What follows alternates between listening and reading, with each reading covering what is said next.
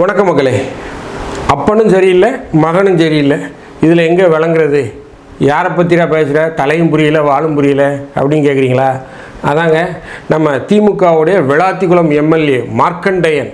பேரை பார்த்தீங்களா? மார்க்கண்டையன். ஆனால் ஒரு வேலை என்ன தெரியுமா? எல்லாருடைய எலும்பையும் முறிக்கிறது தான். யார் யாருக்கு எலும்பில் என்னென்ன பிரச்சனை இருக்கோ மார்க்கண்டையனை போய் பார்த்தீங்கன்னா எலும்பில் அப்படி முறித்து எல்லாத்தையும் அடித்து கிடிச்சு நொறுக்கி சரி பண்ணிடுவார். அப்பேற்பட்ட ஒரு பெரிய போதி தர்மர் வழியில் வந்த ஆள் தான் நம்ம மார்க்கண்டையன் எம்எல்ஏ. அவர் என்ன பேசியிருக்காரு? முதல்வருடைய எலும்பை அடித்து நொறுக்கிடுவேன், அவர் எலும்பை உடைச்சிருவேன் அப்படிங்கிறார். புரூஸ்லி ரேஞ்சுக்கு பேசியிருக்காரு. இந்த உலக நாட்டில் நான் தேடிக்கொண்டிருக்கிறேன் சட்டமன்றத்திலே உன் தகப்பனாரை என்று சொல்கிறானே, நான் கேட்கிறேன், மானங்கெட்ட தமிழ்நாட்டினுடைய முதலமைச்சர், உன்னை சட்டமன்றத்துக்குள்ள வச்சு பார்த்துக்கிறோம்டா. நான் என்ன கோமாளி பையில நினைச்சுக்கிட்டு இருக்கிற? சட்டமன்றத்தை பூட்டுவானா? பூட்டினா உனக்கு எலும்பு இருக்காது, உடைச்சிட்டு தான் உன்னை விட அடித்து விடுவானா. பூட்டி பாரு சட்டமன்றத்தை. யார் ஓடுனது? அரஸ்ட் பண்ணிடுவான்னு சொல்லி நைட்டோட நைட்டா நீ தான் கேரா வேண்டல. யாரை வச்சுக்கிட்டு நீ ஓடுன கரூர்ல இருந்து? ஆனால் இன்னைக்கு என்ன ஆச்சு? நேற்று ராத்திரி ஐயா என்னை விட்டுருங்க, என்னை துப்பாக்கி முனையில் மிரட்டுறாங்க அப்படின்னு கதறிட்டு 15 நாள் ரிமாண்டு, ஜுடிஷியல் ரிமாண்டு பாலங்கோட்டையில் கொண்டு அடைச்சாச்சு. என்னை பொறுத்த வரைக்கும் இவரெல்லாம் பாளையங்கோட்டையில் கொண்டு அடைக்கக்கூடாது, ஸ்ரீவில்லிபுத்தூர் சப்ஜெயிலில் போடணும், இல்லை சங்கரங்கோவில் சப்ஜெயிலில் தூக்கி இவரை போடணும். அப்போ தான் இவங்களுக்குலாம் அறிவு வரும்.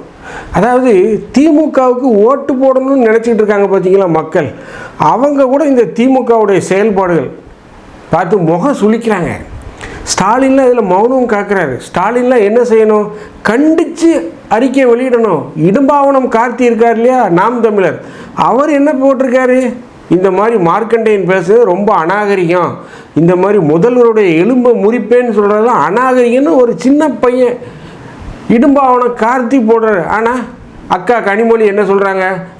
என்றால் சிறைவாடம், ஊ என்றால் வனவாசமா அப்படிங்கிற மாதிரி அவங்க ஒரு பதிவை போடுறாங்க.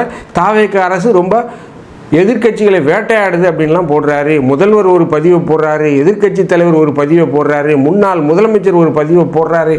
இப்படி கண்டிக்கக்கூடிய நிலையில் இருக்கக்கூடிய ஸ்டாலின், கனிமொழி, உதயநிதி போன்றவர்கள்லாம் உசிப்பேத்தி விடுறாங்க. இந்த வேலையை செய்யாதீங்க, ரொம்ப அசிங்கமாக இருக்குது. அதாவது மார்க்கண்டையன் பேசியதை மேடையில் இருக்கும்போது கீழே இருக்கக்கூடிய தொண்டர்கள் வேணால் ரசித்திருக்கலாம். 10 பேர் இருக்கான்னா அவங்க 4 பேர் திமுக தொண்டனாக இருக்கலாம், கைதட்டி ரசிப்பான்.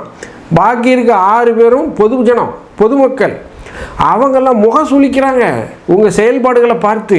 என்னடா முதல்வருடைய எலும்பை முறிக்கிறாங்கண்ணே, அப்போ நம்மளாம் மாட்டோம், நம்மளாம் வச்சு செஞ்சிருவாங்களோ அப்படின்னு மக்கள் நினைப்பாங்களா மாட்டாங்களா? கண்டிப்பாக நினைப்பாங்க. ரொம்ப ஒரு மோசமாக அத்துமீறி போயிட்டுருக்கீங்க. மானங்கட்ட தமிழ்நாடு அப்படின்னு சொல்கிறீங்க. அந்த மானங்கட்ட தமிழ்நாட்டில் இருக்கக்கூடிய மக்கள் ஓட்டு போட்டு தானே திமுக இத்தனை ஆண்டு காலம் ஆட்சி செய்தீங்க. அது மட்டும் உங்களுக்கு இனிக்குது. இப்போ வேறு கட்சிக்கு ஓட்டு போட்டால் தமிழ்நாட்டில் இருக்கவங்கெல்லாம் மானங்கட்டவன், மானங்கட்ட தமிழ்நாடு ஆகிப்போச்சு. கேட்டால் சமூக நீதி சுயமரியாதைக்காரன் தமிழ்நாடு தலைகுனியாதுன்னு பேர் வேறு வச்சுக்கிறது, தலைகுனியை விட மாட்டோன்னு. ஆனால் தோத்துட்டா மானங்கட்ட தமிழ்நாடு. என்னடா பேச்சு இதெல்லாம்? உண்மையிலே சொல்கிறேன், ரொம்ப மோசமாக பேசுகிறீங்க, ரொம்ப மோசமாக போயிட்டுருக்கீங்க. கொஞ்சம் நெஞ்சம் ஓட்டு போடணும்னு நினச்சிட்டு இருக்கேன். உள்ளாட்சி தேர்தலில் ஓட்டு போடுவோம், ஐயோ ஸ்டாலின் தோற்று போயிட்டாரே, போகிறாரெல்லாம் ஒப்பாரி வைக்கிறாரே, சரி இதோட ஓட்டை போடுறோன்னு நினச்சவங்க கூட இப்போ ஓட்டு போட மாட்டான். ரொம்ப மோசமாக போயிட்டுருக்கு. முதல்வருடைய எலும்பை முறிப்பேன் அப்படின்னு சொல்கிறதெல்லாம், உடைப்பேன்னு சொல்கிறதெல்லாம் எவ்வளோ திமிர்த்தனமான பேச்சு, எவ்வளோ வாய்க்கொழுப்பான பேச்சு. ரோட்டில் போகிற ஒரு சின்ன பையனை நம்மளால் இப்படி பேச முடியுமா சொல்லுங்கள்? ஒரு தெரியாத ஒரு சின்ன பையனை, ஒரு 3ஆவது தரப்பு ஒரு நபரை போய் ஓ எலும்பை உடைச்சிருவேன், உன் முதுகெலும்பை உடைச்சிருவேன்னு சொல்லி பேச முடியுமா? விடுவானா அவன்? அவனுக்கு தெரிஞ்ச 4 பேரை போய் கூட்டுட்டு வருவான். என்ன பார்த்து இருந்தாலும் இப்படி சொல்கிறாரு, என் எலும்பை உடைக்கிறேன் அப்படின்னு சொல்கிறாருன்னு சொல்லுவான். ஒரு முதல்வரை பார்த்து சொல்லும்போது போலீஸ் வேடிக்கை பார்க்குமா, சட்டம் ஒழுங்கு வேடிக்கை பார்க்குமா, நீதித்துறை வேடிக்கை பார்க்குமா? இன்றைக்கி தூக்கி உள்ளே வச்சுட்டாங்க, 15 நாள் உள்ளே வச்சுட்டாங்க. எங்கள் எம்எல்ஏ பார்க்க விட மாட்டேங்கிறாங்கன்னு ஒரு பக்கம் கீதா ஜீவன் கூக்கரில் விடுறாரு, இன்னொரு பக்கம் நம்ம அண்ணாச்சி அனிதா ராதாகிருஷ்ணன் அவர் என்ன விடமாட்டுக்கிறாங்க, ஏன் இடுப்பை வேற பிடிச்சி தடவி விட்டாங்க அப்படின்னு சொல்லி டிஎஸ்பி மேலே ஒரு பழியை போடுறாரு. என்ன அவ்வளோ ரசனை கட்டாலா நம்ம மக்கள்லாம்? ஸோ ரொம்ப மோசமாக போயிட்டுருக்கு. திமுகவில் இருக்கக்கூடிய கும்பல்கள் எல்லாமே பார்த்தீங்கன்னா சுகரு பிபி கேஸு. இந்த சுகரு பிபி கேஸை வச்சுட்டு எப்படி ஸ்டாலின் ஆட்சியை பிடிக்க போகிறாருன்னு தெரியல. ஒரு கிழவர்களின் கூடாரமாகிவிட்டது, ஒரு முதியவர்களின் கூடாரமாக திமுக மாறிடுச்சு. துரைமுருகனுக்கு 87 வயசு, அவரால் ஃபேஸ்புக்கில் ஒரு போஸ்ட் போட முடியுமா? உடனே அட்மின்ட்ட தான் கேட்கணும். கைத்தாங்களாக கூட்டிகிட்டு வர வேண்டியிருக்கு. அவரை வச்சு என்ன அரசியல் பண்ண போகிறீங்க நீங்கள்? தாவேக்கால இருக்கக்கூடிய மந்திரிகள், அமைச்சர்கள் எல்லாம் பார்த்தீங்கன்னா 29 வயசு, 30 வயசு, 35 வயசு, முதல்வருக்கே 52 வயசு தான். 52 வயசு தான். எல்லாம் யங் பிளட்டு.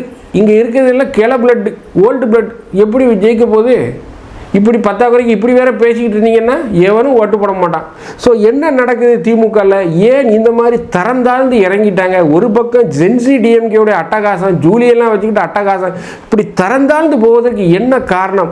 ஏன் ஸ்டாலின் கண்டும் காணாமல் இருக்கிறார்? ஸ்டாலின் உண்மையிலே ஒரு சரியான தலைவரா?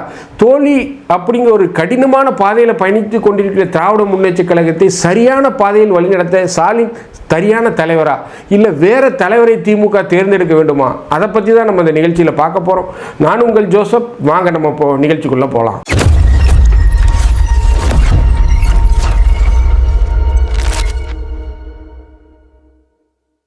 அப்பனை பிடிச்சி உள்ளே போட்டாங்க.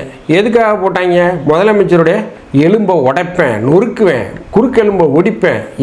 அப்பா ஏதோ புத்தூர் மாவு கட்டு போட்டது இடத்துல விளாத்திக்குளம் எம்எல்ஏ வேலை பார்த்துருப்பார் போல இருக்கு. பெரிய ஆர்த்தோ சர்ஜனாக இருப்பார் போல இருக்கு. எலும்பெல்லாம் உடைச்சி வேலை கட்டுறது. எத்தனை பேர் எலும்பை உடைச்சிருக்காருன்னு தெரியல.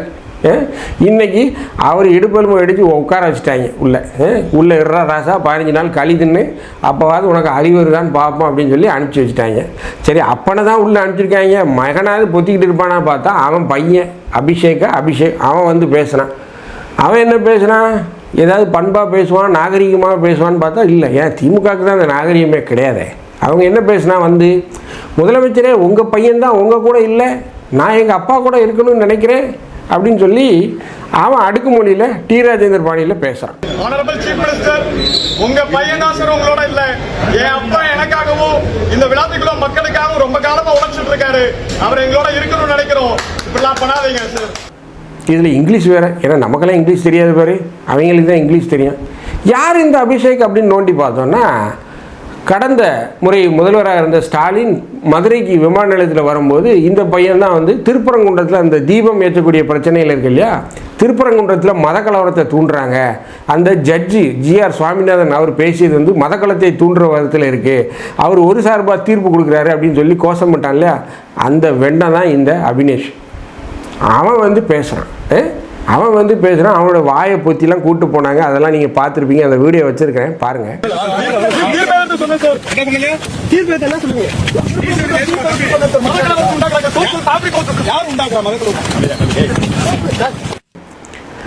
ஸோ இப்பேற்பட்ட பையன் வந்து அவங்க அப்பாவுக்கு குரல் கொடுக்குறான். அதுவும் முதலமைச்சரை பார்த்து அநாகரிகமாக அவருடைய சொந்த வாழ்க்கை, உங்கள் பையன் தான் உன் கூட இல்லை, நான் எங்கள் அப்பா கூட இருக்கணும், உங்கள் அப்பா கூட நீ இருக்கக்கூடாதுன்னு முதல்வர் என்ன கங்கணம் கட்டிகிட்டு இருக்காரா? உங்கள் அப்பா வாயை வச்சுக்கிட்டு சும்மா இல்லாமல் பேசுனதுக்காக இப்போ தூக்கி உள்ளே போட்டு ரிவிட் அடிச்சுக்கிட்டு இருக்காங்க.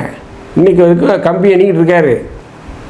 ஆகஸ்ட் 5ஆம் தேதி வரைக்கும் உள்ளே தான் இருக்கணும். அவர் உள்ளே தான், அவருக்கு சுதந்திரம் தானே உள்ளே தான் கொண்டாடணும். விடமாட்டாங்க, எனக்கு தெரிஞ்சு கண்டிப்பாக விடமாட்டாங்க. ஏன் நான் இதை விடமாட்டாங்கன்னு சொல்கிறேன்னா, முதல்வர் விஜய் இந்த விஷயத்தை கேள்விப்பட்டு ரொம்ப கோவப்பட்டிருக்கார். இந்த மாதிரி பேசுகிறாங்க. சட்டத்துறையில் இருக்கக்கூடிய வல்லுநர்கள்லாம் என்ன செய்கிறீங்க, தாவேக்காவுடைய சட்டப்பிரிவு என்ன செய்து, வழக்கறிஞர் பிரிவு என்ன செய்துன்னு முதல்வர் கோவப்பட்டிருக்கார். இதை நம்ம விசாரிச்சுட்டு சொல்கிறோம். முதல்வர் கோவப்பட்டிருக்கார், கடுமையான நடவடிக்கை எடுக்கணும், இதை விடக்கூடாது அப்படின்னு பேசியிருக்கார். ஸோ கண்டிப்பாக தாவேக்கா அரசு இதை விடாது, சட்டப்பிரிவும் விடாது, அவருடைய சட்டப்பிரிவு வழக்கறிஞர் பிரிவும் விடவே மாட்டாங்க. இவங்களை விடக்கூடாது. இந்த மாதிரி பேசுகிறீங்க. முதலமைச்சருடைய முதுகெலும்பு எலும்பு ஒடிப்பேன்னு சொல்கிறது எந்த விதத்தில் நியாயம்? இதெல்லாம் வக்காலத்து வாங்கிட்டு அக்கா கனிமொழி பதிவு போடுறாங்க. நீங்கள்லாம் கண்டிக்கக்கூடிய இடத்துல இருக்கீங்க. இந்த மாதிரி முதலமைச்சரை பேசாதீங்க. அவர் வந்து அரசியலமைப்பால் தேர்ந்தெடுக்கப்பட்டவர், மக்களால் தேர்ந்தெடுக்கப்பட்டவர். அவரை நீங்கள் முதுகெலும்பை எலும்பை உடைப்பேன்னு சொல்கிறது எந்த விதத்தில் நியாயம்? எந்த விதத்தில் நியாயம்? இதுக்கு அக்கா கனிமொழி கண்டித்து ட்விட்டர் பதிவு போடுறாங்க, முகநூலில் பதிவு போடுறாங்க. என்ன போடுறாங்க? இம்மென்றால் வனவாசம், ஏனென்றால் சிறைவாசமா அப்படின்னு போடுறாங்க. ஏன் நீங்கள் செய்யலையா? சவுக்கு சங்கர் வீட்டில் என்ன நடந்தது? சவுக்கு சங்கரை என்ன பாடாப்படுத்தினீங்க? அவருடைய வீட்டில் மலத்தை ஊற்றி அவங்க அம்மா இறந்தே போனாங்க, அவருடைய அம்மா. இதெல்லாம் உங்களுக்கு ஞாபகம் வரலையா? ஆனால் நீங்கள் முதல்வரை பார்த்து எலும்பை முறிப்பேன்னு சொன்னோன்னே தானே உள்ளதுக்கு போட்டிருக்காங்க. இது எவ்வளோ பெரிய மோசமான பேச்சு. ரோட்டில் போகிறவன ஒருத்தனை போய் நீங்கள் சும்மா சொல்லிட்டு வந்துடுறீங்களா, உன் எலும்பை முறிச்சிடும்டா அப்படின்னு. வந்து பாடான்றான், தெரிஞ்சவனெல்லாம் கூப்பிட்டு வந்து சண்டைக்கு வந்துடுவான் வீட்டில். அப்படி இருக்குது சூழல். அப்படி இருக்கும்போது ஒரு முதல்வரை பார்த்து பேரன்போடு பேராதரவோடு இப்போ தான் வந்திருக்காரு. 2 மாதம் தான் ஆயிருக்கு. அவரை போய் எலும்ப முறிப்பேன், இந்த ஆட்சி 2 மாதம் தான் இருக்கும், 3 மாதம் தான் இருக்கும், 6 மாதம் கூட தாங்காது. என்னையா பேச்சு இது? உங்களுக்கு எதிர்கட்சிங்க ஒரு அந்தஸ்து கொடுத்துருக்காங்க. 5 வருஷம் கம்முன்னு இருங்க. ஒரு 2 வருஷம் என்ன செய்கிறாருன்னு பாருங்கள். அவர் என்ன செய்கிறார் அட்லீஸ்ட் 1 வருஷமாவது பாருங்கள். அவர் ஏதாவது தப்பு வரும்போது பேசுங்க. வழியை போய் வாலண்டரியாக இந்த வடிவேலு 400 ரவுடி தான் மாதிரி வந்துக்கிட்டு அனிதா ராதாகிருஷ்ணன் போன்றவர்கள்லாம் பேசுகிறார். இது அனிதா ராதாகிருஷ்ணன் என்ன சொல்கிறாரு? கூட்டத்தில் இடுப்பை எவனோ தடவிட்டான் அப்படிங்கிறாரு.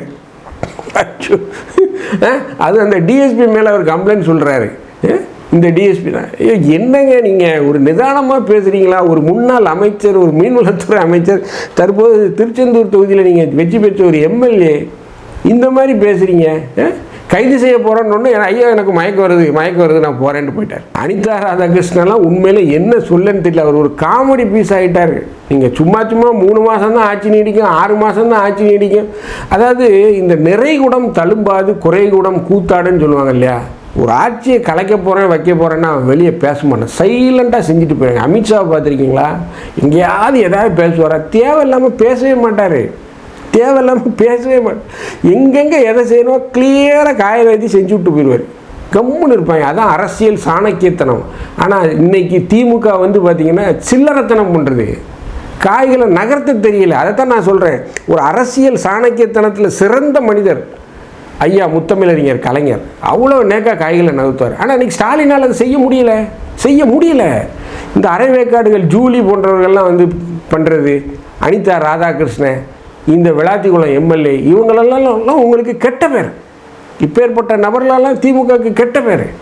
இதெல்லாம் ஸ்டாலின் கண்டிக்கணும். ஸ்டாலின் கண்டித்து போடணும். நாம் தமிழர் கட்சியில் இருக்க சின்ன பையன் இடும்பாவனம் கார்த்தி, அவன் கண்டித்து போட்டிருக்கான்.